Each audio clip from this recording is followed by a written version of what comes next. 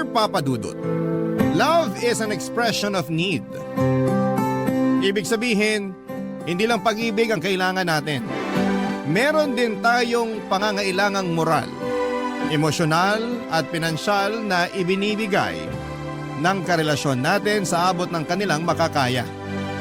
Mahalaga rin ang pagiging bukas ng komunikasyon natin sa isa't isa upang matalakay ang mga pangangailangan yon ng tama at walang nilalabag na kondisyon. Yan ang mga natutunan ko sa buhay na gusto kong ibahagi sa programa ninyo, kaya sumulat ako. Pero bago ko ipagpatuloy ang aking istorya, ipabati muna ng isang magandang tanghali sa mga katulad kong solid kabarangay na nakatutok sa Barangay Love Stories. Ako po si Dencio, 34 years old at nagtatrabaho sa isang restaurant sa Caloocan bilang all-around waiter at kitchen staff. Pero kasabay ng pagtatrabaho ko sa gabi ay ang pag-aaral ko sa umaga. At umaasa ako na sa 2026 ay makakapagtapos na rin ako sa kurso kong Business Administration. Pangarap ko na talagang makapagkolehiyo. Kaso hindi naman pinalad dahil mas inuna kong pagtapusin sa pag-aaral ang mga nakababata kong kapatid. 4 kami at ako ang panganay. Maaga kaming naulila sa mga magulang dahil magkasunod silang nagkasakit at namatay. Mahirap lamang kami at maliit pa ang mga kapatid ko noon. Yung isa ay teenager katulad ko. Nagkahiwalay kami dahil inampon kami ng mga kamag-anak namin. Pero kinailangan ko pa rin kumayo dahil mahirap lang din ang aming angkan. At hindi kami kayang pag-aralin lahat. Kaya nga proud ako na sa wakas ay nagbunga na rin ang pagsisikap ko sa pagtatrabaho dahil lahat ng mga kapatid ko ay college graduate na. Papa Dudut.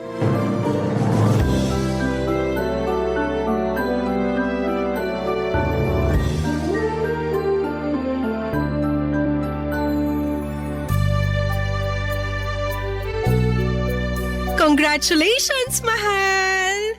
Ha? Sabi ko, congratulations! Congratulations saan? Kasi graduate na si Bunso. Okay, pero di ba dapat siyang kinokongrats mo, hindi ako? Nandun na tayo pero dapat ka rin i-congrats. Kasi ikaw ang nagpaaral at nagpatapos sa kanya. Katulad ng ginawa mo sa iba niyo pang kapatid. Kung hindi dahil sa pagsisikap mo, hindi sila mabibigyan ng pagkakataon na makapag-aral at makapagtapos. Ganun ba yon? Oo naman. Pero pakiramdam ko, responsibilidad ko naman talaga yon bilang kuya nila. Kaya nga congrats kasi parang ikaw na rin yung graduate. Salamat, mahal. Kapag pinupuri mo ako ng ganyan, nararamdaman ko na kahit paano may narating na rin ako. Ha? Kasi ngayon na lahat ng mga kapatid ko profesional na, bigla akong napaisip sa tungkol sa sitwasyon ng buhay ko. Ano ba kasing ibig mong sabihin? Huwag mo sanang mamasamain. Pero masaya naman ako sa achievement ng mga kapatid ko.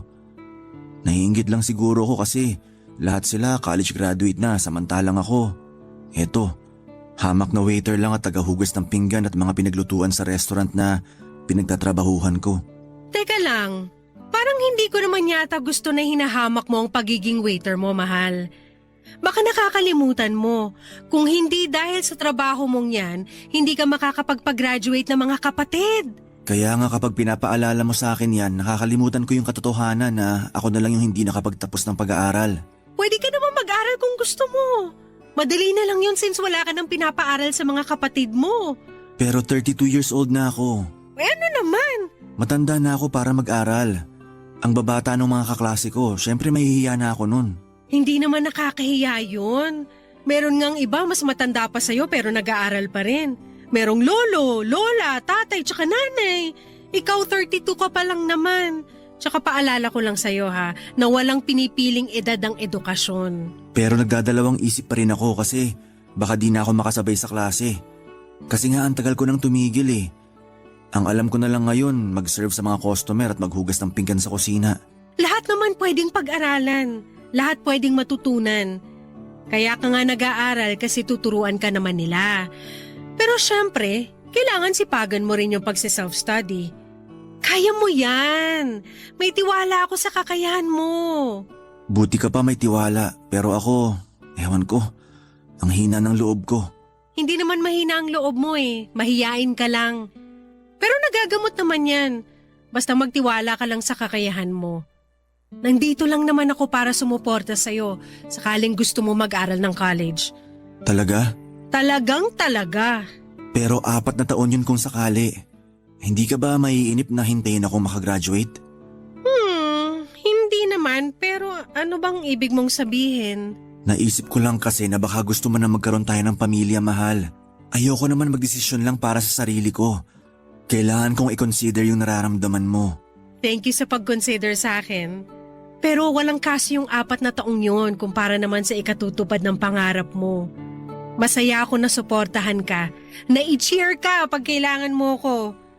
Tungkol naman sa pagpapamilya, bata pa naman ng 30 tsaka 32. Hindi naman ako nagmamadali na magka-baby tayo.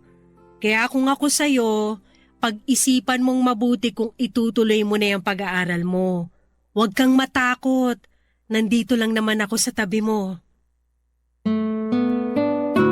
Papadudo tulad ng sinabi ko ay proud ako na napagtapos ko ng pag-aaral ang mga kapatid ko. At masaya ako sa mga achievement nila sa buhay. Pero yun din yung pagkakataon na napatanong ako sa sarili ko na paano naman ako. Doon ko naalala na minsan ay nangarap din pala akong makatungtong sa kolehiyo.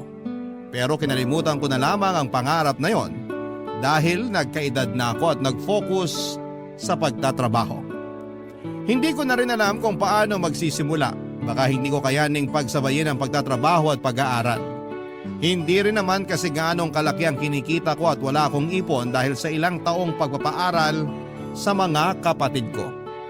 Mabuti na lang at nandyan si Annalyn na handang makinig sa akin kapag naguguluhan ako sa buhay o pinagdududahan ko ang sarili ko. Lagi niyang pinapaalala sa akin kung gaano kahalaga ang role na ginagampanan ko bilang panganay sa aming magkakapatid. Pero nahihiya pa rin ako kasi high school graduate lamang ako. Siguro nga ay naging insecurity ko na yon na nadala ko na rin sa relasyon namin ni Annalyn. Madalas akong sumasama sa mga labas niya para ipakilala sa mga kaibigan niya.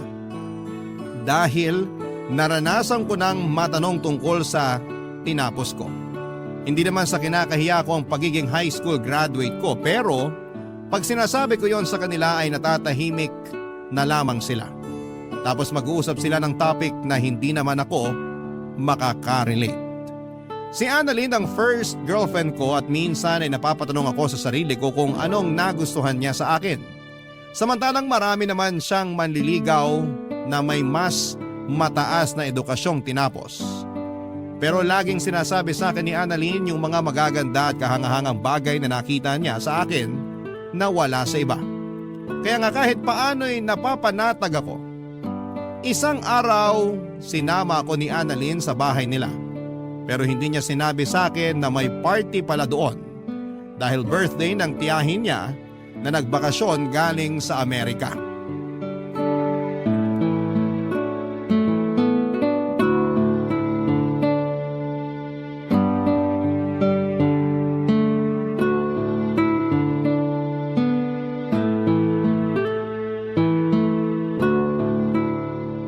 Sorry na mahal. Galit ka ba sa akin? Hindi ako galit sa'yo. Nagulat lang ako kasi di ko akalain may party pala rito sa inyo. Sana sinabi mo man lang para nakabili ako ng formal na damit. Mamaya ano pang sabihin ng parents mo sa akin? Wala silang sasabihin sa'yo. At saka maayos naman yung damit mo, hindi mo kailangan ng formal. Gusto ko lang maging presentable sa harap ng pamilya mo. Lalo na nandito pala yung auntie mo. Mabait naman si Auntie Betty, hindi ka nun i-judge. Tsaka wala kang ang dapat ipag-alala sa itsura mo. Ang gwapo mo kaya dyan sa suot mong polo shirt. Siyempre, regalo mo kaya sa akin to? Yan, kinilig tuloy ako. Pero kabado pa rin ako. Kumalma ka nga. Saan ka ba kinakabahan? Hindi saan, kundi kanino. Kanino? Sa Auntie Betty ko? Oo, Ako bang pinag-uusapan niyo? Auntie Betty! Payakap naman ako! Grabe, ang tagal din nung huli kitang nakita. Hindi ka pa ba nag-aasawa? Hindi pa po, Auntie. Pero may boyfriend ka. Oo naman po. Ay, kasama ko po ang boyfriend ko. Si Densyo po. Hello po ma'am. Ma'am. Nako, wag mo na akong tawaging ma'am. Auntie Betty na lang. Nice to meet you, Densyo. Nice to meet you rin po ma'am. Ay, Auntie Betty po pala. Ano ba naman tong boyfriend mo, Annalyn? Kabado masyado. Nanginginig pa yung kamay, oh. Hindi naman ako nangangagat. Siyempre, ngayon lang din niya kasi kayo nakilala kaya kinakabahan po siya. Pero sinabi ko naman po kay Densyo na mabait kayo. Ay, marami rin nakapagsabi sa akin yan. Kasi nga totoo naman po. Mabait kayong auntie kaya mahal na mahal namin kayo. Mahal ko rin kayo, lalo ka na. Alam mo ba na si Annalyn ang pinakapaborito ko sa mga pamangkin ko? Talaga po? Oo, kasi masunurin tong batang to at lagi akong kinukumusta kahit na nasa Amerika na ako. Nga lang, may tampo ko kasi hindi man lang niya sinabi sa akin na nagka-boyfriend na pala siya. Auntie naman, plano ko po kasi kayong sorpresahin. Sa bagay, nasorpresa mo nga ako. Matanong lang kita, Densyo, ano bang tinapos mo? Ano po? Kung ano yung natapos mo, anong trabaho mo sa ngayon tsaka pinagkakaabalahan sa buhay. Siyempre, gusto kitang kilalanin ng husto kasi boyfriend ka ng paborito kong pamangkin. Si Auntie talaga? Mamaya may makarinig sa'yo kakasabi mo na ako yung paborito mo. Ano naman kung may makarinig? Totoo naman. Ano po kasi, yung totoo, high school graduate lang po ako. High school graduate? Ibig sabihin, hindi ka man lang nakatungtong sa kolehiyo? Hindi po. Kasi pinagtapos ni Densyo sa college yung mga kapatid niya, Auntie. Ay, talaga? Opo. Maaga kasi silang naulila kaya siya na lang yung nagtaguyod sa mga kapatid niya.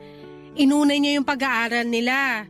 Nagbunga naman po yun kasi lahat sila profesional na ngayon. Nakakabilib nga, pero anong plano mo sa buhay, Densyo? Kung lahat sila profesional na, ibig sabihin na pag-iwanan ka na nila.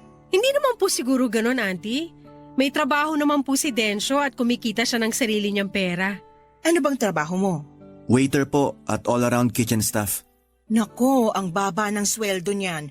Alam mo, may aasenso ka pa sa buhay kapag nakapagtapos ka ng pag-aaral. Huwag mong pangarapin na hanggang tumanda ka waiter ka lang at tagahugas ng pinggan sa kusina. Tulungan mong sarili mo na umasenso.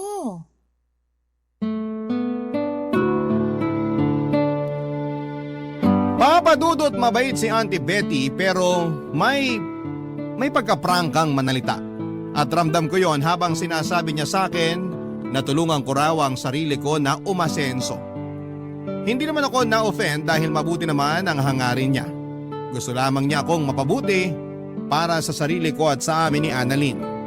Hindi rin naman nagtagal yung pagkausap niya sa akin dahil tinawag na siya ng iba nilang kamag-anak. Pero pag may pagkakataon ay bumabalik siya sa pwesto namin ng girlfriend ko para makipagkwentuhan. Aaminin kong namangha ako, papadudot, at humanga talaga ako sa tiyahin ng girlfriend ko pagkakita ko pa lamang sa kanya. Sa edad niya kasing 45 ay napakaganda pa rin ang hubog ng katawan niya. Halatang alagang-alaga rin ang kutis niya at puro masusustansyang pagkain lamang ang kinakain niya. Noong una ay nailang pa akong kausapin si Auntie Betty dahil baka dumugo ang ilong ko sakaling mag-English siya. Pero natawa naman ako kasi matatas siyang magtagalog. Bukod doon ay magaling din siyang magdala ng usapan kaya hindi nagtagal ay naging komportable na ako sa kanya. Masaya naman yung party kahit na ilang beses akong nahiya. Doon ko biglang naisip na kung may tinapos lamang ako, mas confident akong humarap sa mga kamag-anak at kaibigan ni Annalyn. Hindi yung mananahimik lamang ako sa isang sulok at naghihintay na sana ay mag-uwian na at matapos na ang party ng gabing yon. Papadudot. Barangay Love Stories. Barangay Love Stories.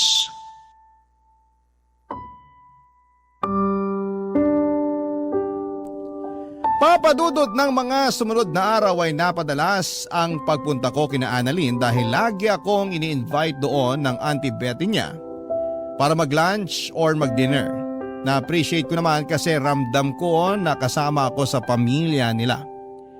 Isang buwan lang din kasi itong magbabakasyon sa Pilipinas kaya siguro isinusulit na nito ang bawat sandali.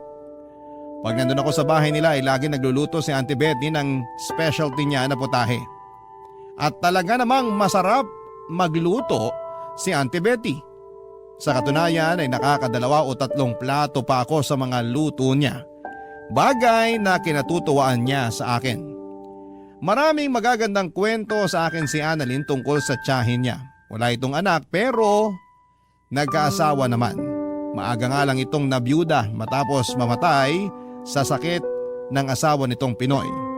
Mahal na mahal daw ni Auntie Betty yung namayapa niyang asawa at yon ang dahilan kung bakit nagpakalayo-layo ito. Hindi kasi makausad si Auntie Betty dito sa Pilipinas. Dahil lagi nitong naaalala ang mister niya kaya nag-decide itong mag-abroad. Sa ilang taon niya sa Amerika ay nakaipon siya ng pera para makapagpatayo ng business doon.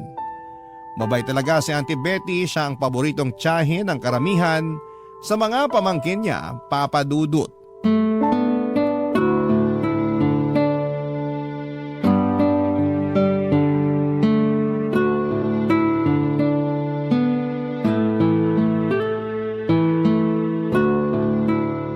Denso, halika nga rito mag-usap tayo sandali. Sige po. Busy pa naman si Annalyn sa kusina, kaya samahan mo muna ako rito sa sala. Magkukwentuhan muna tayo, ha? Okay po. Sige po, auntie. Kumusta? Nasarapan ka ba sa mga luto ko? Opo, nagustuhan ko lahat. Mabuti naman. Alam mo, yan din ang putahe na paborito ng namayapa kong asawa eh. Sa katunayan, naalala ko siya sa'yo. Talaga po? Oo, kahawig mo siya. Para kayong pinagbiyak na bunga kaya nagulat talaga ako nung unang beses na nakita kita. Mas lalo akong nagulat nung pinakilala ka ni Annalyn bilang boyfriend niya. Pero, pwede ba akong mag-request sa'yo? Sige, ano po yun? Huwag mo na akong masyadong ipo. Pakiramdam ko matanda na ako eh. Wala pa nga akong 50. Hindi naman po kayo mukhang matanda. Pero sige, hindi ko na kayo ipopo kung ayaw nyo. Salamat. Gusto ko lang maging komportable tayo sa isa't isa. Lalo naaalala ko, tinawag mo pa akong ma'am nung pinakilala ako sa'yo ni Annalyn. Hindi ko lang kasi alam kung paano kayo i-address. Kaya naisip ko tawagin na lang kayong ma'am para paggalang na rin. Wala namang kaso yon, pero boyfriend ka ng pamangkin ko. Ibig sabihin, kapag kinasal kayo, magiging tiyahin mo na rin ako. Speaking of kasal, matanong ko lang, may plano ka bang pakasalan si Annalyn? Meron pero hindi pa namin pinag-uusapan. Hindi naman kami nagmamadali eh. Ganun ba? Mabuti kasi may gusto sana akong ialok sa'yo. Ano yun? Plano sana kitang pag-aralin eh. Nabanggit kasi ni Annalyn na pangarap mong makapagtapos ng college pero nagdadalawang isip ka raw.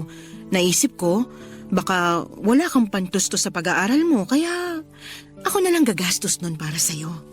Pero Auntie Betty, nakakahiya pa rin. Hoy, wala yun. Marami sa mga pamangkin ko ay pinag-aral ko rin. Kaya bakit ka mahihiya sa akin? Kasi hindi nyo naman ako kaano-ano.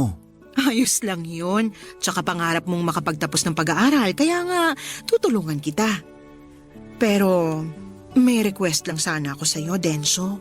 Ano yun? Atin-atin lang sana tong pagpapaaral ko sa'yo ha. Kasi baka masilip ako ng iba kong kamag-anak. Pera ko naman ang ginagastos ko pero ayoko sa lahat pinag-uusapan ako. Hindi nyo naman kasi ako kailangan pag-aralin. Ayos lang naman ako. Ayos lang sa'yo na hanggang dyan ka na lang. Akala ko pa naman mataas ang pangarap mo sa buhay kasi ganun ang pagkakakwento sa akin ni Annalyn tungkol sa'yo eh. Kaya nga nagustuhan na kita para sa kanya kahit na hindi magandang trabaho mo. Huwag naman kayo magsalita ng ganyan tungkol sa trabaho ko. Marangal naman yun. Hindi ako nagnanakaw o nangaagrabyado ng iba. Nando na tayo sa marangal. Pero hanggang saan ka dadali ng pagiging waiter mo? Pamahal ng pamahal ang mga bilihin. Sigurado ko na maliit lang naman kinikita mo dyan. Paano mo pakakasalan si Annalyn? Paano pag nagkaroon na kayo ng sarili niyong pamilya? Kaya nga kung ako sa'yo, susunggaban ko na yung pagkakataon na pwede kang makapag-aral at makapagtapos. Tandaan mo, mas maraming magagandang oportunidad ang darating sa'yo pag may tinapos ka. Sa bagay, tama naman lahat ng mga sinabi nyo. Oo, kaya pag-isipan mo. Pero yun nga lang, may kondisyon. Atin-atin lang. Tapos, hindi mo rin pwedeng sabihin kay Annalyn. Papa Dudut, hindi ko akalain na kakausapin ako ni Auntie Betty para alukin ng pag-aaral. Na libre na siya ang may sagot. Wala rin naman akong nakikitang masama kung totoong concern lamang siya sa akin at sa magiging buhay namin ang pamangkin niya sa hinaharap kapag kinasal na kami. Tama nga naman siya na mas maraming magagandang opportunity ang pwedeng dumating sa akin sakaling may diploma ako't nakapagtapos ng pag-aaral. Ibig sabihin ay hindi na ako habang buhay na magiging waiter at tagalinis lamang sa kusina. Pero nalungkot ako. At napaisip noong sinabi niya sa akin na dapat sekreto lamang namin yon. Akala ko dahil ayaw lamang niyang malaman ng iba niyang kamag-anak pero pati pala sa girlfriend kong si Annalyn ay ayaw din niyang sabihin ko. Buti na lamang at pumayag siyang pag-isipan ko muna bago magdesisyon at nangako ako na ipapaalam ko ang sagot ko sa kanya sa lalong madaling panahon. Ang lapad ng ngiti ni Auntie Betty at kitang-kita ko ang pag-asa sa mga mata niya na papayag ako sa gusto niyang mangyari. Pero nagdaan ang isang linggo. Hindi pa rin ako nakakapagdesisyon at napansin na yon ni Annalyn, Papa Dudut.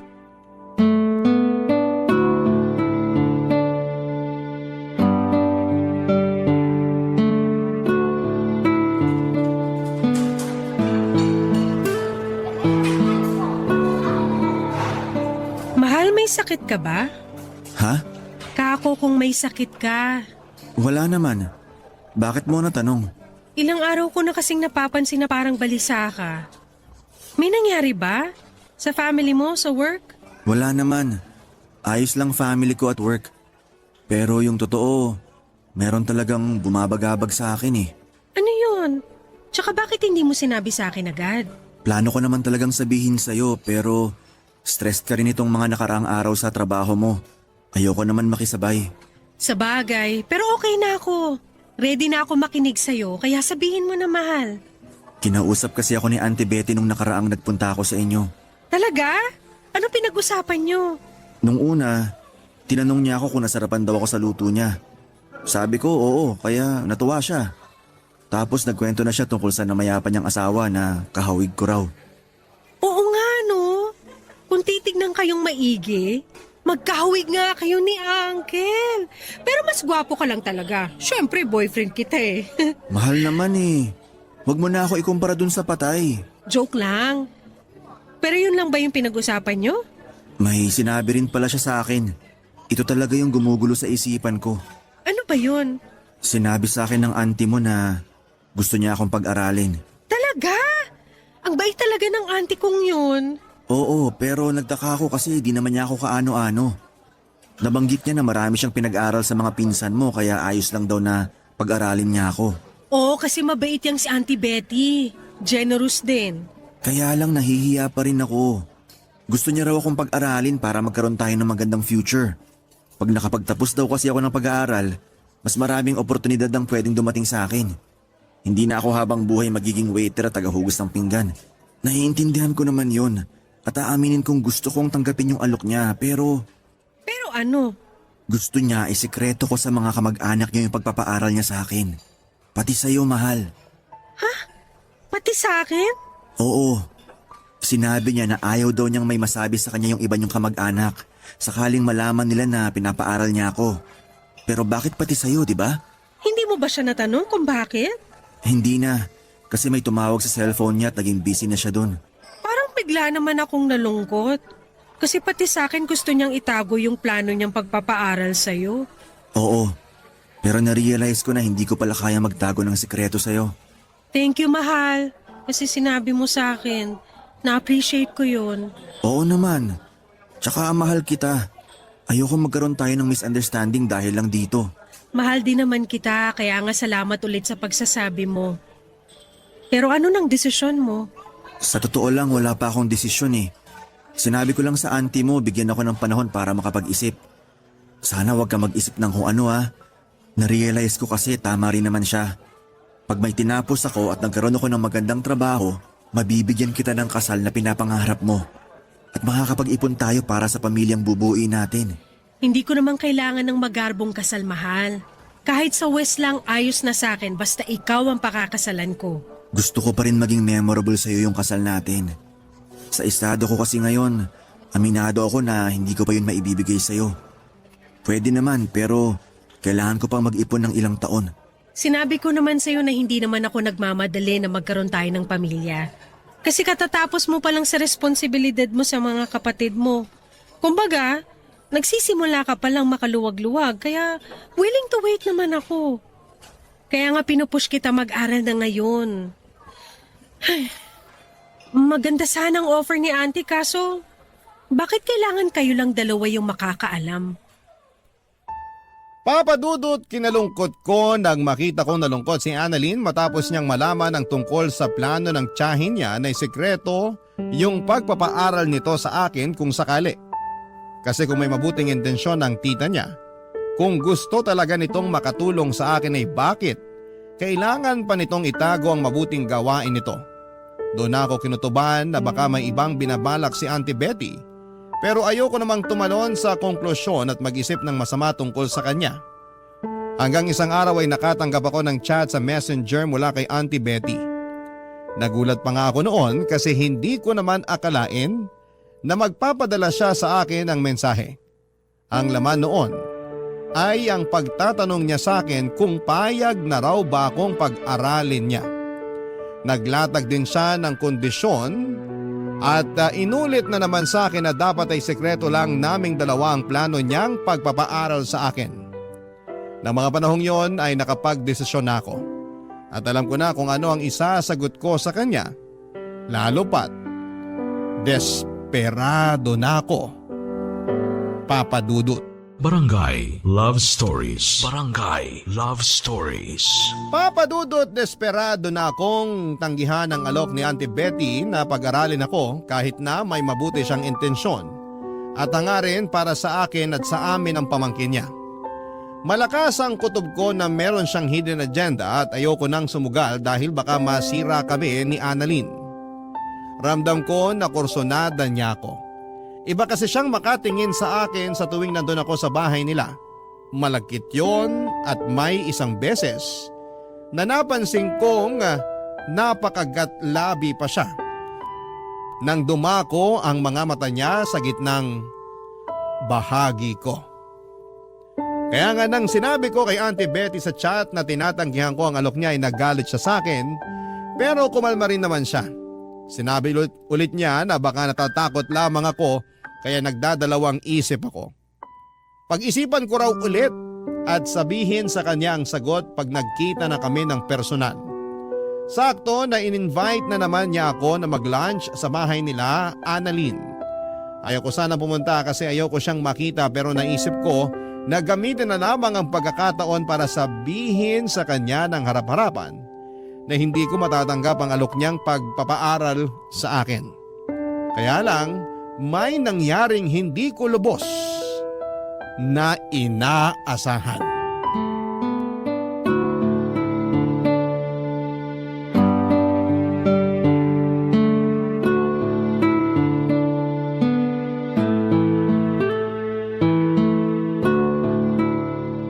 Salamat na lang po sa alok nyo pero hindi ko na po matatanggap yung pagpapaaral nyo sa akin. Di ba sinabi ko nang wag mo na akong ipo? Ay, tigas ng ulo mo. Tapos ngayon ikaw pa may ganang tumanggi sa alok ko? Pasensya na po pero narealize ko kasi na… Na ano? Ang sabihin mo maarte ka lang. Baka naman hindi talaga totoo yung sinabi sa akin ng pamangkin ko na gusto mong mag-aral. Kasi wala ka naman talagang pangarap para sa sarili mo. Kontento ka na lang dyan sa trabaho mong napakababa ng sweldo. Gusto ko pa rin pong mag-aral pero gagawin ko yun nang hindi umaasa ng tulong mula sa inyo. Paano mo nga yun gagawin? Ang baba nga ng sahod mo. Baka lalo kang mamulubi. Baka nakakalimutan nyo. Pinag-aral ko mga kapatid ko. Pinagtapos ko silang lahat ng koleyo. Kinaya ko yun mag-isa. At nagawa ko yun sa pag-waiter lang at paghuhugas ng pinggan at pinaglutuan. Kaya wala kayong karapatan na insultihin ang trabaho ko. Oo ang galing mo naman pala. Pero alam ko pagod ka na kaya hayaan mo na lang ako na babyhin ka. Ano pong sinabi nyo?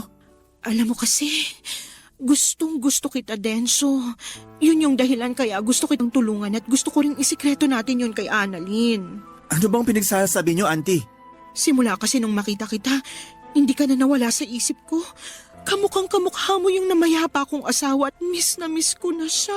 Tumigil na po kayo kasi hindi naman ako yung asawa niyo. Ayaw mo ba talaga sa akin? Maganda naman ako, sexy. Mas masarap pa ako sa girlfriend mo. Auntie Betty, anong ginagawa niyo kay Densyo? Ikaw pala, Annalyn. Tsaka ano nga yung sinabi niyo? Mas maganda kayo sa akin? Mas sexy at mas masarap? Bakit? Totoo naman, di ba? Tingnan mo nga yung katawan mo kumpara naman sa katawan ko. Kaya ako dapat yung mas gustuhin sa ating dalawa ni Densyo. Kaya pala gusto niyong isikreto yung pagpapaaral niyo sa kanya kasi may hidden agenda kayo sa boyfriend ko? Paano mo nalaman yan tungkol sa plano kong pagpapaaral sa kanya? Sinabi ko sa girlfriend ko kasi alam ko na hindi tama yung gusto niyo mangyari. Kung totoong wala kayong masamang intensyon at concerned lang talaga kayo sa kapakanan ko at sa magiging pamilya namin ni Annalyn, bakit ko kailangan isikreto sa kanya? Yun naman pala, may hidden agenda kayo sa akin. Kursunada niyo ako. Ano kasi? Kayo pa naman yung paborito kong tsahin. Pero hindi ko akalain na tataluhin niyo ako. Buti nilang loyal sa akin yung boyfriend ko. Aanhin mo naman yung pagiging loyal ng lalaking yan kung di ka naman niya kayang bigyan ng magandang buhay sa hinaharap. Huwag mo sabihin sa akin na handa ka magpakasal sa waiter at tagahugas ng pinggan na yan. Oo, at wala ka ng pakialam doon. Marangal ang trabaho ni Densyo. Tanggap siya ni na mami at daddy kaya bakit hindi ko siya pakakasalan? Tsaka alam ko sinasabi niyo lang yan dahil inggit kayo sa akin. Kasi ako, meron nagmamahal sa akin, sa inyo wala. Anong sinabi mo? Ulitin mo yung sinabi mo. Mahal, tama na. Huwag mo nang sagutin yung auntie mo. Mabuti pa, umalis na lang muna tayo. Hindi, ayoko! Dito lang tayo. Gusto kong ipamukha sa babae niya ng kapal na mukha niyang insultuhin ka eh. Hindi ko nga kinakahiya na hindi ka pa nakakapagtapos sa pag-aaral. Tapos siya, lalaiting ka lang na akala mo kilalang kilala ka na? Hindi ako makakapayag noon! Papa Dudut, mabuti na lang talaga at dumating si Annalyn para ipagtanggol ako sa tiyahin niya. Nanlit na lamang din kasi ako bigla sa mga pangiinsultong sinabi nito sa akin dahil sa pagiging high school graduate at waiter ko. Pakiramdam ko ay inapakan niya ng husto ang pagkatao ko at nawala bigla yung kumpiyansa ko sa sarili ko na matagal kong inipon. Kahit lalaki ako ay naiyak na lamang ako pagkalis namin ni Annalyn sa kanila. Buti na lamang talaga at kasama ko ang girlfriend ko habang inaalo ako. Pagkatapos ng tagpong yon ay hindi na kami nagkita ni Auntie Betty hanggang sa mabalitaan ko na lamang na nakabalik na siya sa Amerika.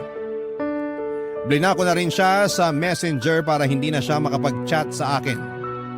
Doon ko naramdaman yung matinding kagustuhan ko na makapag-aral at makapagtapos para may pagmamalaki ako sa hinaharap. Pero hindi ko lang yon gagawin para sa sarili ko kundi para sa amin ni Annalyn. Mahal na mahal ko ang girlfriend ko at malaki ang papel na ginagampanan niya para hindi ko maramdaman na wala akong narating sa buhay dahil lang ganito lamang ang natapos ko. Siya rin ang nagpapayo sa akin kasama ko sa mga malulungkot at masasayang araw ko.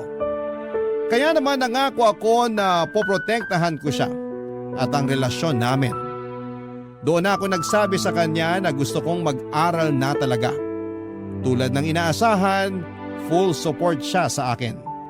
Mabuti na lang at may mga institusyon na tumatanggap ng mga estudyanteng may edad na at nagtatrabaho kaya kahit extra challenge ang pagkaaral habang naghahanap buhay, inspirado ako at motivated na makapagtapos balang araw. Mabilis na nagdaan ng 2 taon, incoming third year student na ako sa kursong Business Administration, Papa Dudut.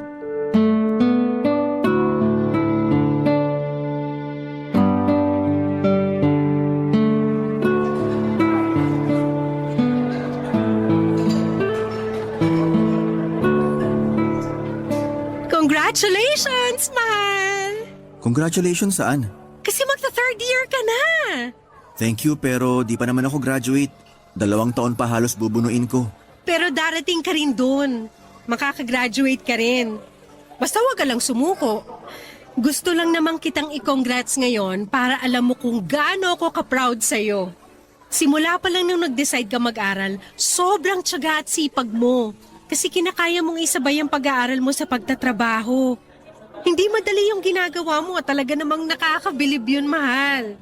Hindi ko naman magagawa yung lahat kung wala ang tulong at suporta mo. Ikaw talaga yung inspirasyon ko.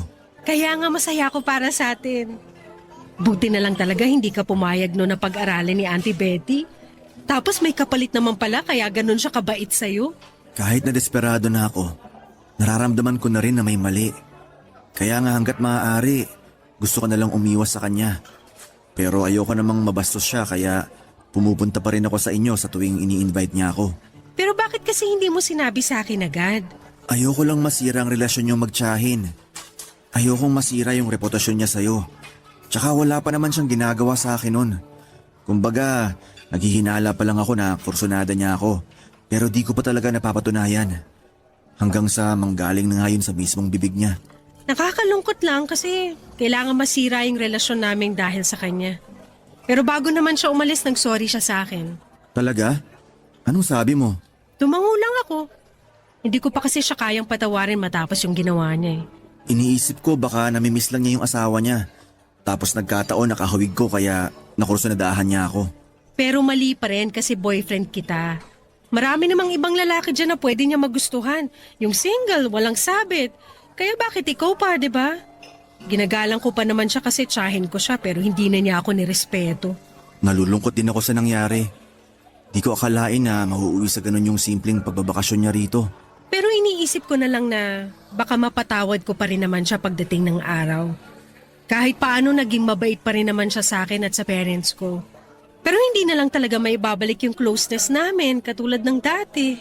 Maiintindihan naman niya siguro yun. Kahit hindi niya maintindihan, hindi ko na problema yun. O siya, huwag na natin pag-usapan si auntie mo kasi nakaalis na naman siya. Pag-usapan na lang natin yung future natin together. Sakaling makagraduate na ako. Sige, ano bang naisip mong gawin? Madami. Gusto ko mag-business tayo. Mag-ipon para makapagpagawa ng sarili nating bahay. Gusto ko kapag magkakaanak na tayo, meron na tayong bahay na masasabi nating atin. Yun din naman yung gusto ko. Pero may isa pa talaga akong gusto. Ano yun? Maging asawa ka. Ako rin naman. Kaya nga sabi ko sa'yo, handa akong maghintay. Pero ako yata yung hindi na makapaghintay. Anong ibig mong sabihin? Gusto na kitang pakasalan.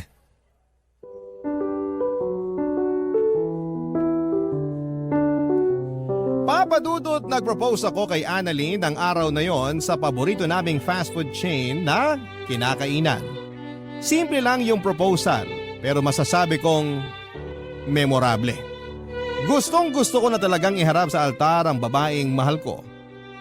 At hindi na ako makapaghihintay pa na makagraduate bago ko gawin ang bagay na yon. Sa susunod na taon pa talaga ang plano naming pag-iisang dibdib, Pareho na kaming kabado at nananabik ni Annalyn. Sa kasalukuyan ay nagsisikap ako sa pag-aaral habang nagpupursige rin sa pagtatrabaho. Gusto ko kasing makaipon ng pera para mabigyan ko ng pangarap niyang kasal ang girlfriend ko. Minsan lang naman yon sa buhay namin kaya gusto kong gawing espesyal. Alam ko na bagaman mahirap ay matutupad ko ang mga pangarap ko na ito. Isa na nga doon ay ang makapagtapos ako ng kolehiyo. Masaya ako dahil suportado ko ni Annalyn at ng mga kapatid ko. Hanggang dito na lamang po ang sulat ko at naway nakapulot kayo ng aral at inspirasyon sa kwentong ibinahagi ko. God bless po and more power sa Barangay Love Stories. Number 1 po kayo sa puso namin. Ang inyong kapuso at kabarangay forever, Densyo. Dear Papa Dudut, ako nga pala si Gesmond, 40 years old, isang tagabantay ng isang PCR na malapit sa isang sikat na tourist spot. 15 years na ako sa trabaho na ito. Tatay ko ang unang nagbantay sa PCR na binabantayan ko sa ngayon. Tatay ko ang unang nagbantay doon nung kagagawa pa lamang. Tawag nga sa kanya ng mga taga roon ay manager. Siya rin ang nagrekomenda sa may-ari na ako na lamang ang kuning kapalit niya. Napaaga kasi ang pag-retire ni tatay sa trabaho dahil tinamaan siya ng stroke. Kinailangan niyang magpahinga. Maayos naman na naging pasahod dito, siguro'y dahil parang halos magkaibigan sina tatay at ang may-ari noon. Kaya nahiya na bigyan ako ng mababang sahod. Kaya hindi na rin ako lumipat pa ng trabaho dahil kontento naman ako sa pagtrato sa akin doon. At ang sahod syempre. Saka dagdag din na mahina ang loob ko sa pagpapalit ng trabaho. Pakiramdam ko dahil hindi ako nakapagtapos ng pag-aaral ay mare-reject ako. Masaya naman kasi sa trabaho ko lalo't na kaklose ko na ang kapalitan ko sa trabaho na si Mercedes. Mas matanda siya ng 10 taon sa akin. Nalungkot nga ako nang bahagya nang sinabi niyang malapit na siyang mag-resign. Lumaki na raw ang mga bayarin niya lalo't nabuntis ng maaga ang panganay niyang dalaga. Sinubukan ko pa nga siyang pigilan, takot talaga ako sa pagbabago. Pero sinabi niya na kailangan niyang maging praktikal. Kaya naman sinulit na namin ang mga nalalabing panahon na magkasama kaming dalawa. Masasabi kong bukod sa katrabaho ko si Mercedes ay siya rin ang nagsilbing best friend ko. Hirap din kasi akong makipagkaibigan. Mahihayin ako at hindi ko man lang magawang tignan ang isang tao sa mga mata niya dahil baka may mapo na siyang hindi maganda sa aking itsura. Pero pagdating kay Mercedes, confident ako lagi sa sarili ko dahil komportable ako sa kanya, Papa Dudut.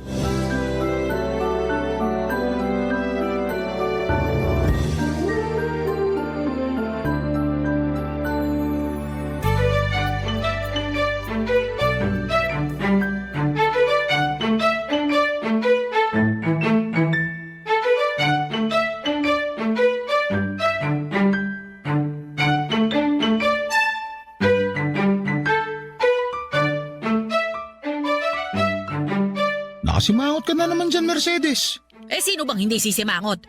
Patapos na nga yung shift ko, tapos makikita ko pa kung gaano kadugyot iniiwan ng last customer yung isang cubicle. Hindi ba siya naturuan mag-flush pagkatapos dumumi? Wala tayong magagawa. Hindi lahat katulad natin na mitikuloso sa CR. Yung dumi niya, hindi pang 10 piso pang 500 pesos. Buti hindi siya lumagpas bago shift ko. Napansin ko na kung paano niya ipitin yung mga hita niya. Tapos nung nakalapit na siya sa akin, parang tumatayo yung balahibo niya sa braso. Senyalis na pala yun. Wala na tayong magagawa. Nangyari na Nakadumi na siya. Nalinisan mo na nga Ang hirap ng trabaho natin. Hindi sapat yung pasahod.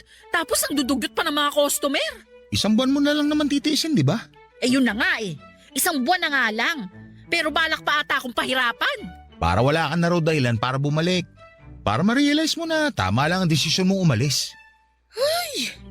Masaya naman na sana ako rito. Kahit na may mga dugyot lang talagang customer. At syempre, nandito ka, na nakakakwentuhan ko, na pagsasabihan ko ng sama ng loob ko sa pamilya ko. Pwede pa rin naman tayo magkwentuhan kahit wala ka na rito. Magkita tayo kapag day off natin. Ay nako, malabo na yon. Paano malabo? Nagbabalak akong pumunta sa ibang bansa. May tutulong na sa akin. Nakahanap ka na ba ng trabaho mo sa ibang bansa? Hindi pa, doon pa lang ako maghahanap. Pwede ba yun? Di ba haharangin ka kapag wala ka namang employer doon na pupuntahan? Stricto kaya sa airport. Magti-TNT ako. Hoy, mali yan. Delikado pa. Marami ng kababayan natin ang na-deport dahil dyan. Yung iba nga, hindi na nakabalik ng Pinas. Umayos ka, Mercedes. Ay nako, marami nang gumagawa niyan sa ibang bansa. Kunwari turista lang pero maghahanap na agad ng trabaho ron. Saka tutulungan naman ako ng pinsan ko.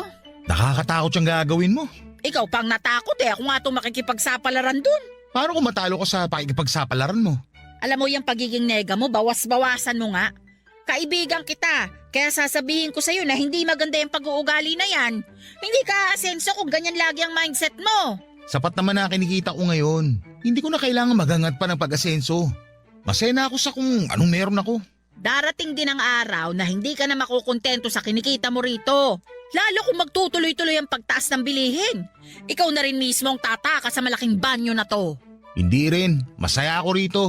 Maayos si boss sa akin. Wala naman akong mga anak na kailangan kong problemahin. Paano naman ang tatay mong na-stroke? Hindi naman siya naghahangad ng sobra sa akin. Naibibigay naman ng bunso namin lahat ng pangangailangan niya. Pangmerienda nga lang ni tatay yung inaabot ko, sapat na yun eh. Hindi sa hinihiling ko to ha. Pero paano kung isang araw bigla ka nalang mangailangan ng malaking pera? Saan ka kukuha? Eto, sinasabi ko sa'yo. Kahit isang buwan mong kupita na mga bayad na mga nagbabanyo rito, hindi pa rin magiging sapat yon, sigurado. Sasagutin ko pa sana si Mercedes sa kanyang huling mga sinabi. Pero may dumating ng customer at kailangan na naming magpalit ng shift.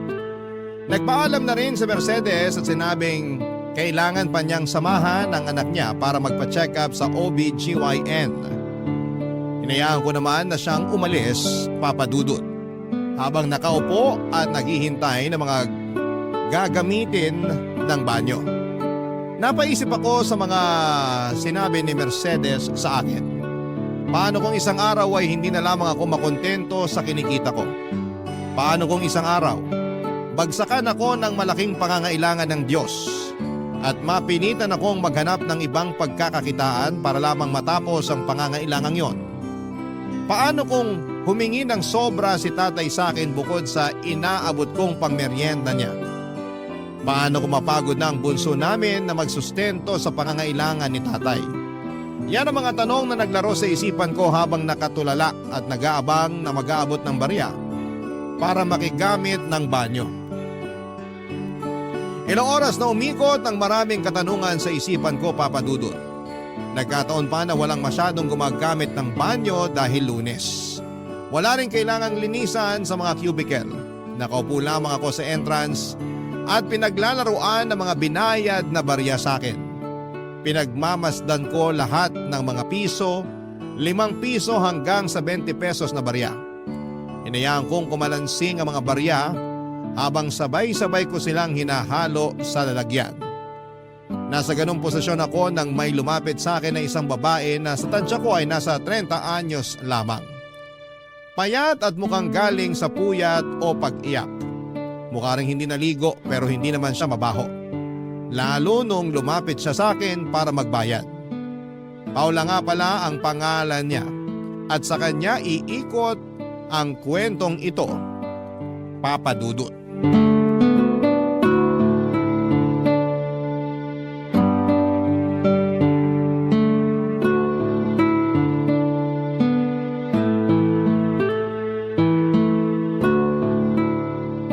Ihi, dumi o ligo? Magkano pag-iihi? Hindi mo ba nakita yung karatula rito sa mesa? Hala, nasaan yung karatula rito? Nakita mo ba? Kararating ko lang. Magkano pag dumi? 10 piso. Andito lang yung kanina bago umalis yung katrabaho ko eh. Baka kinuha niya.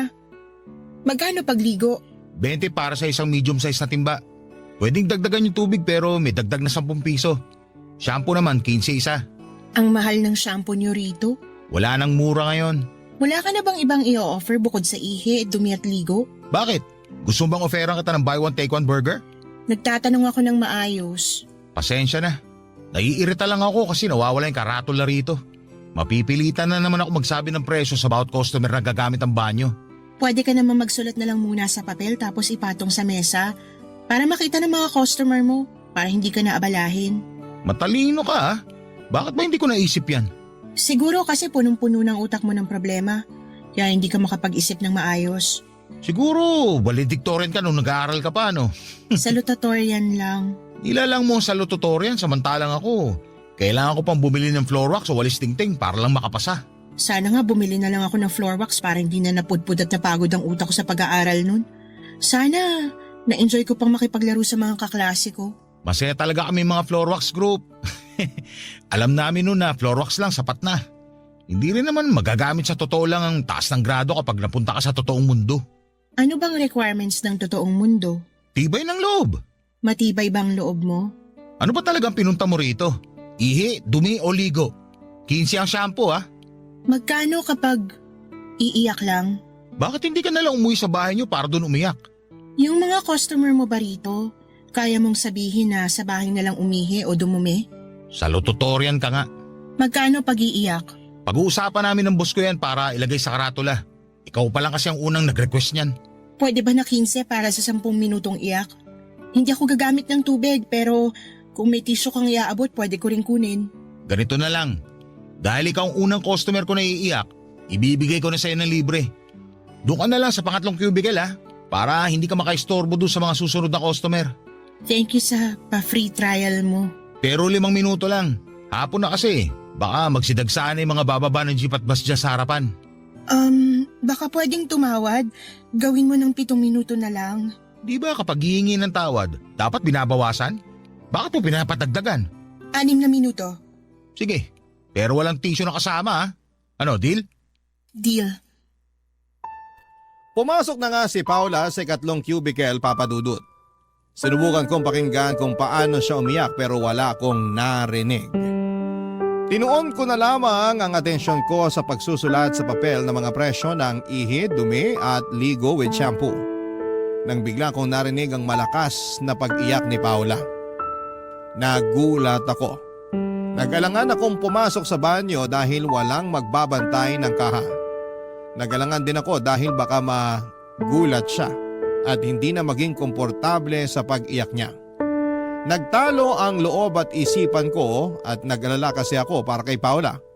Baka kung ano na rin ang gagawin niya sa mga susunod na minuto. Nag-overthink na ako. Paano kung doon niya kitlin ang buhay niya? E di ako ang maglilinis ng dugo. Mas mahirap pa yon kesa sa paglilinis ni Mercedes ng duming kumalat sa chef niya. Papadudod sinikap kong pumirme sa upuan ko. Binuhos ko ang atensyon ko sa pagbibilang ng barya.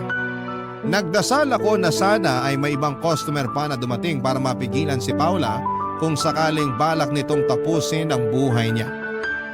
Pero walang dumating at hindi na rin ako nakatiis. Kaya naman pumasok na ako sa loob ng banyo at kumatok sa ikatlong cubicle. Napatigil sa pag-iyak si Paula at nagreklamo siya at sinabing wala pang 6 na minuto ang pag-iyak niya.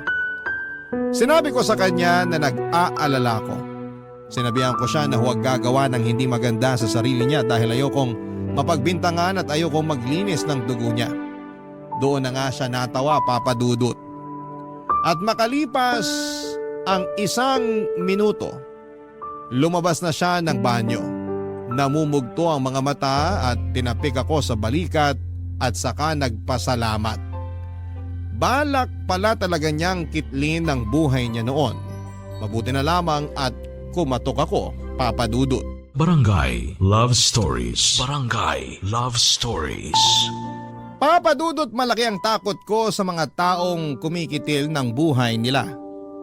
Ganon kasi ang ginawa ng nanay ko noong bata pa lamang kami ng kapatid ko. Pagkasundo niya sa amin ni Bunso sa school ay pinaghanda pa niya kami ng merienda. Pero sinabi niyang kainin namin yon sa labas ng bahay. Hindi naman kami nagtaka ni Bunso at wala rin noon si tatay dahil nasa trabaho siya. Wala kaming napansing kakaiba kay nanay noon o baka masyado lamang akong inosente kaya hindi ko napansin na may pinagdadaanan na pala si nanay. Pagkatapos niyang iabot sa amin ang mga merienda naming orange juice at tinapay na may palamang mantikilya, hinatid niya kami sa labas ng bahay at pinaupo sa gilid malayo sa bahay. Niyakap niya kaming pareho, tinitigan sa mga mukha, hinaplos niya ng paulit-ulit ang mga pisngi naming magkapatid. Nginitihan ko siya at hindi ko makakalimutan ang sinukli niyang ngiti sa akin. Sinabihan niya kami na huwag papasok hanggat hindi dumarating si tatay. Tumango lamang kami ni Bunso. Pagkatapos noon ay pumasok na siya sa loob ng bahay at sinimula na naming kaining magkapatid ang merienda namin. Nagtutuksuhan pa kaming dalawa nang bigla naming marinig ang malakas na patugtog ni nanay ng radyo sa kwarto nila ni tatay. Hindi naman namin yon inalintana. Nakafocus kami sa kinakain naming tinapay. Napasayaw pa nga ang bunso namin nang tumugtog ang paborito niyang novelty song sa radyo. Tinawanan ko ang kapatid ko at saka sinabayan siya ng pagsasayaw. Nang matapos namin ang merienda namin ay nakaramdam ako ng pagkulo ng sikmura. Gusto ko nang pumasok ng bahay para gumamit ng banyo Pinigilan ako ni Bunso at pinaalala ang bilin ni nanay. Masunurin pa naman si Bunso, kaya nakisunod na rin ako. Makalipas ang ilang sandali ay dumating na si tatay ay may dalang isang pink na cotton candy para paghatian naming magkakapatid. Inaya na kami ni tatay na pumasok ng bahay at doon namin nakita si nanay na nakabitin sa kisame ng kwarto.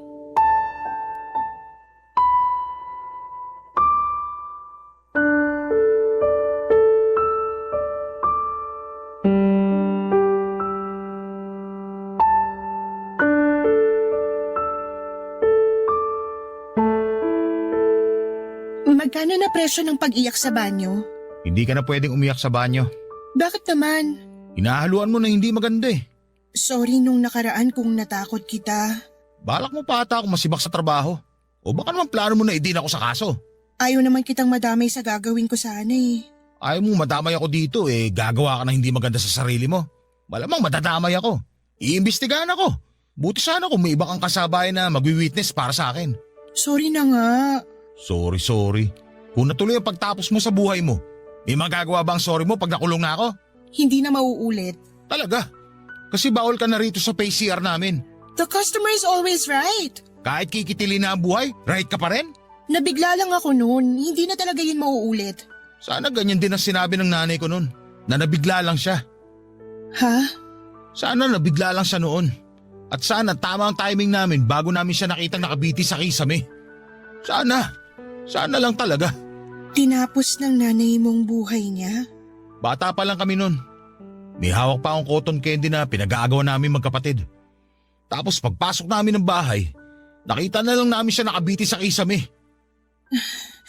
Sorry. Mula noon hindi na ako kumain pa ng cotton candy. Lalo na yung pink. Di makita o makaamoy noon, ayoko. Kaya pag may tumatambay na nagbebenta ng cotton candy dyan sa tapat, tinataboy ko talaga. Napabarangay na nga ako minsan dahil doon. Sinabi mo bang totoong dahilan? Bakit ko sasabihin? Di kinaawaan nila ako. Ayaw mo bang kaawaan ka? Mas gusto kong maintindihan ako. Wala bang nakakaintindi sa'yo? Si nanay. Pero wala na siya. Salamat sa pagpapaalala ha. Sorry, nagkamali na naman dila ko. Huwag kang makasarili. Huwag mong kitilin ang buhay mo. Buti sana kung ikaw lang makakaranas ng epekto ng pagkawala mo. Paano ang pamilya mo pag nalaman nila? O kaya boyfriend mo? Hindi mo alam kung gaano kahirap mag-move on kapag namatayan ka ng mahal sa buhay. Ilang beses ko bang kailangang mag-sorry? Huwag ka sa akin mag-sorry. Mag-sorry ka sa sarili mo. Lumalaban ang katawan mo para mabuhay ka.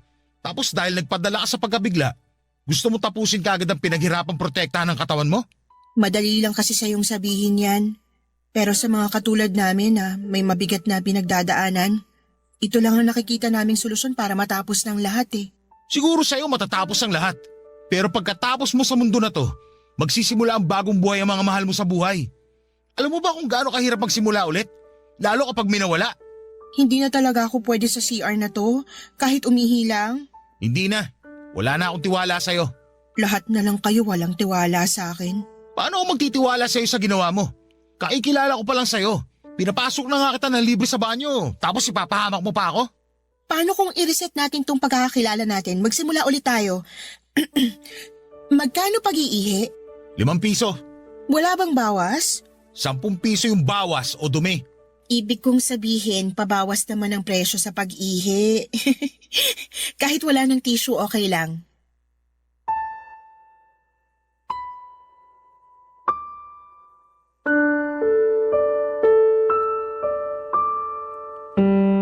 Nginitian ako ni Paula, isang ngiti na parang humihingi ng tawad. Isang ngiti na biglang nagpaalala sa akin kay nanay. Hindi ko alam ang mararamdaman ko noon, Papa Dudut. Masaya ba dahil matamis ang ngiti niya o malungkot dahil pinaalala niya si nanay? Hindi ko naman sinabi kay Paula ang naging laman ng isipan ko at pinapasok ko na siya sa banyo nang maiabot na nito ang 5 piso. Inabotan ko siya ng tissue at sinabing libre ko na yon. Muli niya akong initian at saka pumasok sa cubicle na napili niya. Binantayan ko siya noon at sinigurado na hindi na siya ulit gagawa ng nakaraang plinano niya. Nakampante lamang ako nang marinig ko na siyang mag-flush. Pagkalabas niya ng banyo ay nakahingi siya ng alkohol para sa kamay niya. Akala ko'y aalis na siya pero naghanap siya ng pwedeng maupuan para tumabi sa akin. Hinayaan ko naman siya, Papa Dudut. Hindi ko lang siya masyadong inimik dahil nahihiya akong makipagkwentuhan sa kanya. Parang mas lumakas ang pagkabagsak ng confidence ko sa sarili dahil nakadikit ko na si Paula. Maganda po si Paula, hindi marahil kasing ganda ng mga artista o turista na nakikita ko sa paligid pero may sarili siyang ganda. Ganda na nagpapaalala sa akin kay nanay. Simple lang at punong-puno ng ngiti ang labi. Hindi mo aakalain na nababalot pala ang ngiting yon ng problema na nagawa nilang solohin. Mabuti na lamang at napigilan ko si Paula na kitlin ang buhay niya. Kahit papano ay parang gumaan ang loob ko dahil buong buhay ko wala akong ibang sinisi kundi ang sarili ko dahil sa pagkamatay ng nanay ko. Kahit wala namang nagpaparamdam noon sa akin, pero pinipilit kong ramdamin yon. Pakiramdam ko ay deserve ko ang paninisi dahil wala akong nagawa para pigilan si nanay na sumabit sa kisame, Papa Dudut.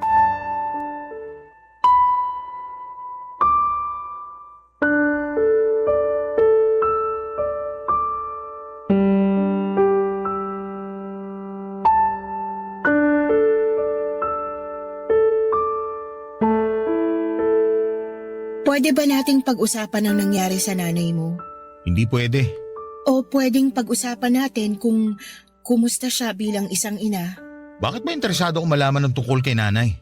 Mukha kasing naapektuhan ka niya nung Nung naging maramot siya at iniwan kaming pamilya niya? hindi naman siguro pagiging maramot ang ginawa niya. Ano palang tawag doon? Mapagbigay. Mapagbigay ng problema. Hindi na lang siguro nakayanan ng nanay mong pinagdadaanan niya. Bakit kasi hindi siya nagsabi? 3 kaming kasama niya sa bahay. Lagi sila nag-uusap ni tatay. Lagi niya kami sinusundo magkapatid sa eskwela. Bakit hindi siya nagsabi? Kasi may mga taong mahina. Kaya pati pagsasabi sa iba ng pinagdadaanan nila, di nila magawa. Pakiramdam nila nakakastorbo lang sila o baka husgahan lang sila. Yan din bang naiisip mo nung pinlano mong tapusin ang buhay mo dito sa banyo namin? Oo, kaya naiintindihan ko nanay mo. Sana wag ka nang magalit sa kanya. Ikaw nga na bago ko palang nakilala galit na ako sa'yo sa ginawa mo. Paano na lang si nanay na mas matagal ko nakasama? Sa isang iglap, iniwan niya kami nang hindi kami handa. Bakit mo ko pipigilan magalit sa kanya? Tulad nga ng madalas sabihin ng mga tao, kahit ano man ang mangyari, nanay mo pa rin siya. Kahit na, ang sakit ang ginawa niya. Ngayon ba may hinala na kayo kung bakit niya ginawa yon? Alam ni tatay pero hindi niya sinabi sa amin ni Bunso. Siguro, pinoprotektahan niya lang kayong magkapatid. O baka si nanay pinoprotektahan niya. Masama ba yun? Yung protektahan ng tatay niyo yung nanay ng mga anak niya? Unahin niya munang protektahan kami at hindi ang tao nang iwan sa amin. Naiintindihan kita. Talaga? Parang hindi naman. Kanino mo pa ako kinukontra sa galit ko sa nanay ko? Ayaw lang kitang malunod sa galit. Mahirap yun, maniwala ka. Nalunod ka na ba sa galit? Nalulunod pa rin. Umahon ka na. Wala rin kwenta kung magagalit ka pa, di ba? Ayaw ko pang umahon. Baka may sumaklolo pa sa akin eh. Bakit hindi na lang ikaw sumaklolo sa sarili mo? Ayoko sa sarili ko. Bakit ko sasaklolohan? Hindi ko alam kung nagbibiro ka o totoo na. Kung alin sa dalawang pinakamagaan para sa'yo na tanggapin, yun na lang. Ako naman na magtatanong. Sige, magtanong ka lang. Bakit mo inisip tapusin ang buhay mo? Bakit bigla kang interesado sa buhay ko? Gusto ko lang malaman. Baka sakaling parehas lang kayo ng dahilan ni nanay. Kung parehas kami ng dahilan, mauunawaan at mapapatawad mo ba siya? Subukan natin. Susubukan ko.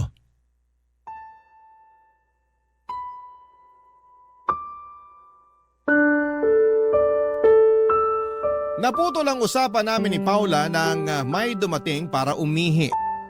Hindi muna kami nakapag-usap at naghintay kaming makarinig ng flush at agos ng tubig mula sa lababo. Nang pareho na naming marinig yon ay saka lumabas ang customer. Nakigamit ng alkohol at saka nagpasalamat sa amin. Hinintay namin siyang makalayo at nag-abang pa kung merong customer na susunod. Nang makita naming wala ay nagsimula nang magkwento si Paula. Nalaman ko na binenta siya ng kanyang tatay sa katrabaho nito. Binenta para maging asawa. Mas matanda pa sa tatay ni Paula ang pinagbentahan sa kanya. Ayaw mang makisama ni Paula sa katrabaho ng tatay niya pero pinili pa rin niyang sumama. Gusto lang niyang makalayo sa ama niyang sugarol. Hindi na bago kay Paula ang pagbebenta ng kanyang ama ng mga gamit nila tuwing natatalo ito sa sugal kaya hindi na siya nagulat nang siya naman ang ibenta ng kanyang ama. Siguro para sa mata niya, isa lamang siyang gamit. Walang halaga. Kaya bakit pa magtatagal doon si Paula? Akala niyang nakatakas na siya sa masaklap na pangyayari sa kanyang buhay nang mawala na siya sa poder ng kanyang ama. Pero impyerno rin pala ang inabot niya sa panagbentahan sa kanya ng kanyang ama. Lagi siyang sinasaktan at persahan pa siyang pinaligation para malayan niyang magamit ang katawan ni Paula anumang oras nito gusto. Ayaw daw niyang maging ama, sakto namang ayaw ding maging ina ni Paula. Pero paminsan-minsan daw ay naiisip ni Paula kung ano ang pakiramdam na maging isang ina. Baka kasi yun din ang makapaghilom sa kanya. Baka kasi yun din ang makapagtakas sa kanya sa kinakasadlakan niya. Baka maraming baka, pero hanggang doon lang yon. Dahil alam niyang hindi na siya pwedeng magdalang tao. Dahil pinutol na yon ang katrabaho ng kanyang tatay, Papa Dudut. Barangay Love Stories. Barangay Love Stories. Papa Dudut, na padalas na ang punta ni Paula sa pay CR namin. Nakilala na rin siya ni Mercedes. Naging magkakaibigan kaming tatlo at napagtawanan na ang mga minsang pagkakamali namin sa buhay. Tulad na lamang ng pagkitil ni Paula sa buhay niya para hindi na bumigat ang usapan namin. Saka para hindi ko na rin maalala ang ginawa ni nanay. Masaya ako na naging kaibigan na si Paula. Dahil nga sa nalalapit na ang pag-alis ni Mercedes, hindi na ako masyadong nalungkot dahil may pumalit na sa pwesto ni Mercedes sa buhay ko. Lagi kong nakakausap si Paula at wala siyang trabaho at kapag wala ang katrabaho ng tatay niya, tumatakas si Paula para puntahan ako. Nagtatagal siya hanggang bago sumabit ang alas 7 ng gabi. Lagi siyang may dalang pagkain para pagsaluhan namin. Nung una ay ayaw niyang kumain doon sa may PCR dahil nai-imagine niya ang mga dumi ng mga tao. Pero nasanay na rin siya. Nagkakilala na rin kami ng husto at bukod kay Mercedes, kay Paula lamang ako naging close. Wala kasi akong masyadong naging kaibigan mula nung namatay si nanay. Natakot akong magtiwala sa mga tao kaya siguro ay pati sarili ko ay nawala na ng tiwala. Kaya ang bilis kong makontento sa trabaho ko. Dahil feeling ko ay yun lang naman ang deserve ko. Ganon papadudod kababa ang tingin ko sa sarili ko. Lagi yung nakukwento ko kay Paula. Lagi lang din siyang nakikinig. Hindi siya madalas magbigay ng advice. Gusto niyang makinig lang sa akin. Dahil ayon sa kanya, minsan ay kailangan lang ng tao nang may makikinig sa kanila. At yun ang ginawa niya sa akin. Hindi ko naisip kailanman na totoo yun pero noong pinaranas sa akin ni Paula, ang sarap pala sa pakiramdam na may makikinig sa iyo kahit na walang ibigay na payo, Papa Dudut.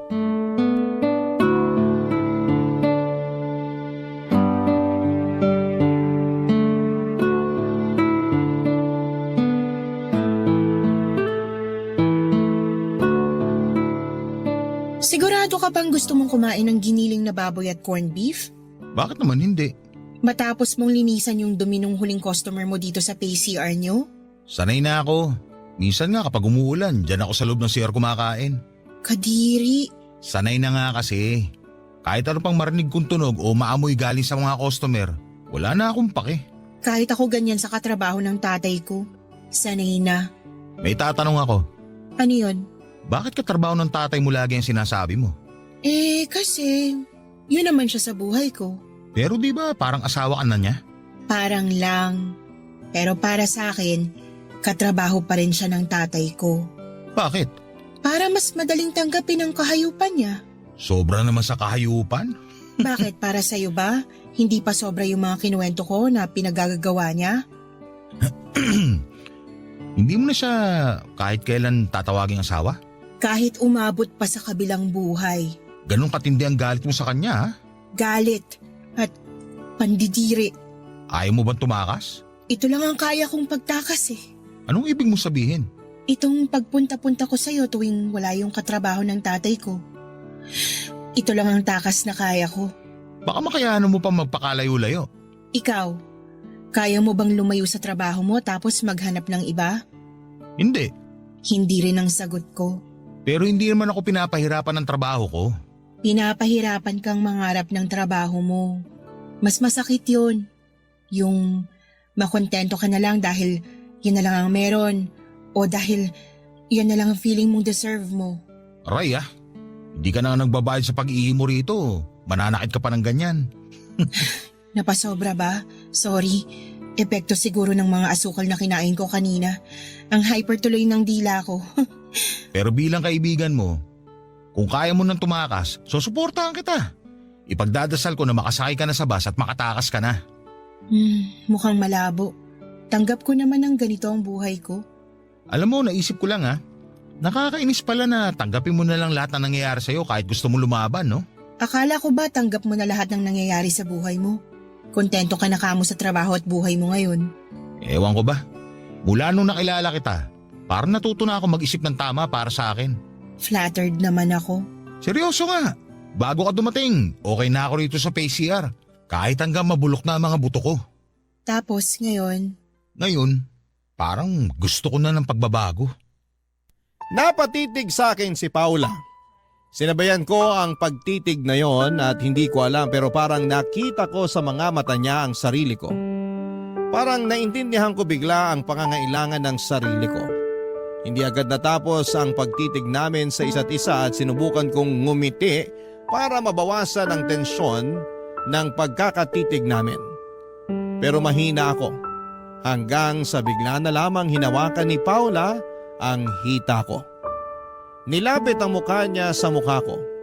Hindi ako nakagalaw, Papa Dudut. Hinayaan ko siya sa ginagawa niya. Naramdaman ko ang hininga niya sa pisngi ko. Napansin ko sa mga mata niya na parang gusto niyang may mangyari sa amin. Napaisip ako. Nakita rin kaya niya na gusto kong may mangyari sa amin. Agad ko namang nakuha ang sagot sa tanong ko at nahuli ko na lamang si Paula na idinikit ang labi sa akin. Sumabay ako. Doon na kami nagsimulang maghalikang dalawa, Papa Dudut. Hindi namin alintana ang paligid, mabuti na lamang at walang taong masyado dahil Lunes at kalagitnaan pa ng araw. Kaya malaya naming nagawa ang gusto namin. Nagmadali kaming pumasok sa loob ng cubicle. Sa pangatlong cubicle kung saan ay plinano ni Paula na kitlin ang buhay niya. Doon namin tinuloy ang sinimulan namin sa labas. Mabilis kaming nakapaghubad at doon ay may nangyari sa aming dalawa. Ewan ko ba. Pero para sa akin ay yun ang pinakamagandang nangyari sa buhay ko pagkatapos mamatay ng nanay ko.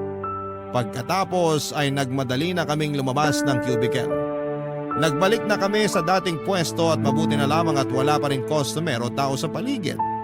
Walang nakahuli sa amin. Sinekreto namin ang pangyayaring yon.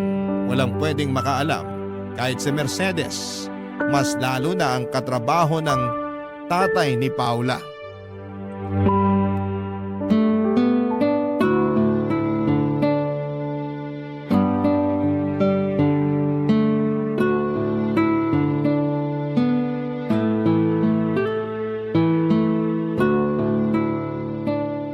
nakatulala ka na naman.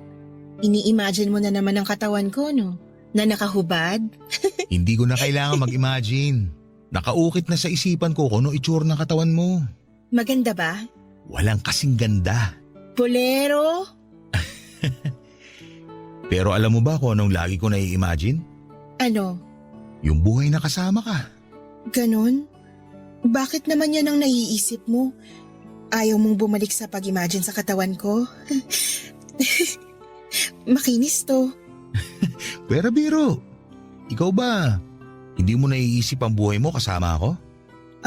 Ano bang naiisip mo na magiging buhay natin? Ilalabas ko na ang ipon ko. Lalayo tayo rito sa Maynila. Para hindi ka na mahanap ng katrabaho ng tatay mo. Sasakay tayo ng bus patungo sa pinakamalayang probinsya sa Luzon.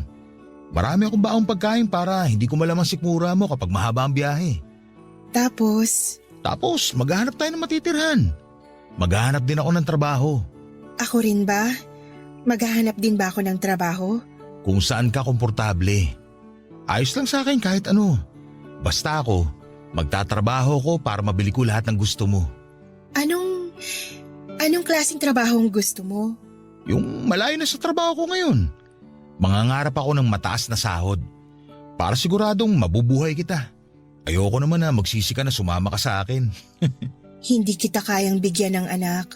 Wala namang problema. Pwede tayo mag-ampun ng aso at gawin nating anak. Uso naman yun ngayon. Pero kung gusto mo ng pusa o goldfish, ayos lang din. Ikaw masusunod. Kahit anong pwede nating maging anak, mamahalin ko. Ang dami mo na palang plano. Nakakatawa nga eh. Bakit nakakatawa? Kasi dati wala naman ako ibang plano sa buhay. Basta gumising lang araw-araw tapos pumasok sa trabaho. Magbigay ng merienda sa tatay ko. Kumustahin ang bunso namin at saka matulog. Yun lang lagi. Ako bang dahilan ng mga bagong plano mo? Ikaw ang inspirasyon ng pagbabago ko. Masaya ka ba? Kung alam mo lang kung gaano ako kasaya. Pwede ba tayo mang ibang bansa? Parang mas magandang magiging buhay natin pag nang ibang bansa tayo. Alam mo, yan ang nakalista sa plan B ko. Ang dami mo na pala talagang plano. Sige nga, ano naman ang plan B mo? Yun nga, mangibang bansa. Kung pwede sana sa bansa kung saan si Mercedes para may kasama na tayo. Kung ayaw mo dun, pwede naman kahit saang bansa basta kung saan ka magiging masaya. Gusto ko sana sa Canada o kahit saang bansa na may snow. Pag-iipunan ko yan. Huwag ka mag-alala. Makakaranas ka ng snow. Jasmond, Ano yun? salamat sa mga plano mo ha. Ikaw lang yung taong naging sigurado sa akin. Salamat. At sana maging sigurado ka na rin sa sarili at sa mga gusto mo. Pag umabot ka na doon, pangako, buo ang suporta ko. May pa-free trial ka pa rin ba ng iyak sa pangatlong cubicle? Naiiyak na naman ako eh. Para sa'yo, libre na yan palagi. May libre pang tissue. Maraming kinuhang tissue si Paula. Pagkatapos noon ay pumasok siya sa cubicle. Natagalan siya pero hindi naman ako nangamba. Alam ko namang hindi na niya uulitin ang unang ginawa niya doon. Ganon na nabuo ang tiwala ko sa kanya. Maya-maya pa'y narinig ko na ang pag-flash niya ng CR. Pagkalabas niya at sinutil ko pa siya at sinabing kailangan niyang magbayad dahil nag-flash siya ng kubeta. Natawa na lamang siya at hinalikan ng pisngi ko. Hinalikan ko siya sa labi at tinitigan niya ako at parang muli kong nakita si nanay nung huling beses ko siyang nakitang buhay. Inaplos niya ng paulit-ulit ang pisngi ko. Nilaro ang buhok ko. Tumitig sa akin at saka inalalayan ako ng matamis na pagkakangiti. Parang si nanay siya. Hindi ko pinahalata kay Paula na nakaramdam ako ng lungkot. Nagbukas ako ng topic para mawala sa isipan ko ang imahe ng nanay ko. Nagtagal pa ng 1 oras si Paula kasama ko bago siya nagpaalam para umuwi na. Bago siya umalis, inabot niya sa akin ang tissue na ibinigay ko sa kanya noong pumasok siya sa banyo. Nakatupi yon. Sinabi niya sa akin na basahin ko yon pag nakauwi na ako ng bahay. Pinag-promise niya ako at sinunod ko. Nagmadali akong umuwi ng bahay after ng shift ko para lamang mabasa ko ang sinulat ni Paula sa tissue. At nang mabasa ko na yon, humiling ako sa langit ng rewind. Ibalik ako noong oras na magkasama kaming dalawa. Noong araw na yon, para binasa ko na kaagad ang laman ng tisyo bago umalis si Paula. Isa kasi yung sulat ng pamamaalam. Pamamaalam na walang kinalaman sa pagkitil ng buhay. Pamamaalam lang sa aming dalawa. Sinabi niyang nalulunod siya sa mga plano ko para sa aming dalawa. Hindi raw siya sanay lumangoy sa magagandang plano at pangarap, kaya naman nalulunod siya. Ayaw niyang umahon dahil ayaw niyang magpasaklolo sa akin. Hindi raw siya ang tamang babae para sa mga pangarap at plano ko sa buhay. Ire-reserba ko na lang daw yon sa iba. Sa iba na mas karapat dapat at katulad kong may pangarap. Hindi kagaya niya. Wala siyang plano, wala na siyang pangarap. Kontento na siya sa masaklap na buhay niya. Nagalit ako, Papa Dudut, sa ikalawang pagkakataon at para akong inabandona at namatayan. Una, ang nanay ko. Sumunod naman ay si Paula. Mas masakit ang pag-aabandona ni Paula dahil nagsimula na ako sa gusto kong pagbabago at pangarap. Pero iniwan niya ako sa ere dahil hindi niya ako kayang samahan sa mga yon. Sa ngayon, Papa Dudut, ay nagpatuloy ako muli sa buhay sa pagbabantay ng PCR. Hindi na ako nangarap pang muli, natakot na ako. Noong nagsimula akong mangarap ulit, akala ko yun na ang pagbabago pero nagkamali pala ako. Katulad lang ni Paula si nanay nang iwan din siya. Kung kailan busog na ako sa saya at sa mga pangarap. Bakit kailangan nilang gawin yon? Bakit kailangan nilang mangiwan habang nasa rurok ako ng saya? Hindi ko na marahil malalaman ang sagot dahil hindi na muling nagpakita pa si Paula sa akin at nawalan na rin ako ng ganang hanapin siya. Nawalan na ako ng gana para sa sarili ko. Nawalan na ako ng gana sa kahit na ano. Maraming salamat po sa pagbasa ng aking liham, mabigat ang liham na pinadala ko at hiling ko'y sana'y maunawaan ninyo ako. Muli maraming salamat po sa inyo sa mga kabarangay natin. Ang inyong kapuso at kabarangay forever, Desmond.